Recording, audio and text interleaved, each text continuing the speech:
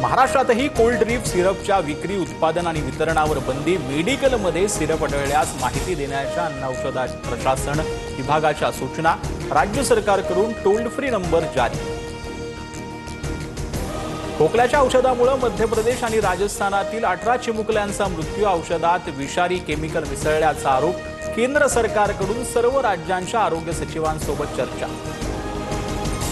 शेतकऱ्यांकडून नाही, कारखान्याच्या नफ्यातून पैसे घेतोय. काटा मारून पैसे कमवणारे कारखाने मी शोधून काढल्यात, त्यांना आता दाखवतो. मुख्यमंत्री फडणवीसांचा इशारा.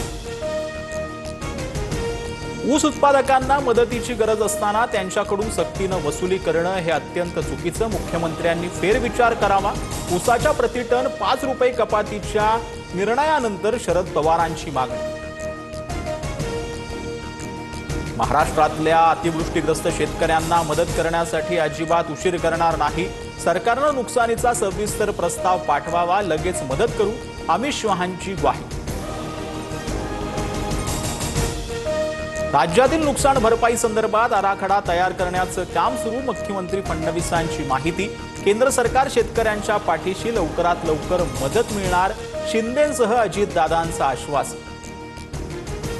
राज्य सरकारनं नुकसानीबाबत अंतिम प्रस्ताव केंद्राला दिलेला नाही. शरद पवारांची टीका. तर काहींकडून आपत्तीचं राजकारण. टीकाकारांनी आधी आरशात पाहावं. फडणवीसांचं प्रत्युत्तर. राऊतांच्या कौटुंबिक कार्यक्रमानंतर राज ठाकरे आणि उद्धव ठाकरेंची मातोश्रीवर बैठक. दोघांमध्ये अर्धा तास चर्चा.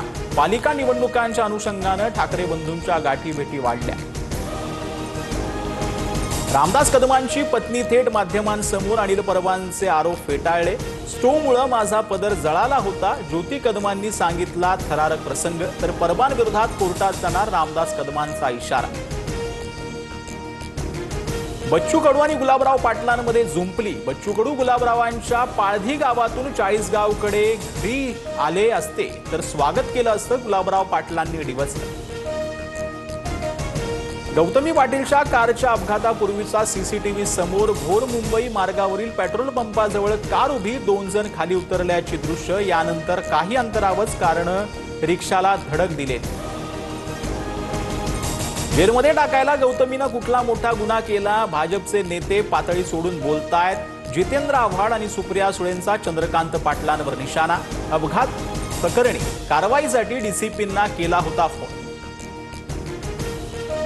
पाकिस्तान व्याप्त काश्मीर ही भारतातील एक खोली जी कुणीतरी हिसकावली आहे आणि ती पुन्हा मिळवायची आहे. सरसंघचालक मोहन भागवत यांचं विधान. उत्तर बंगाल आणि सिक्कीम मधील मुसळधार पावसामुळे जनजीवन विस्कळीत. दार्जिलिंग जिल्ह्यात बालासन नदीवरील लोखंडी पूल कोसळला तर अनेक ठिकाणी भूस्खलन. एकूण 13 जणांचा मृत्यू. महिला वनडे वर्ल्ड कपमध्ये भारताकडून पाकिस्तानचा दारुण पराभव. 248 धावांचा पाठलाग करताना पाकिस्तानचा संघ 159 धावांवर ऑल आऊट. क्रांती गौड, दीप्ती शर्माच्या प्रत्येकी 3 विकेट्स.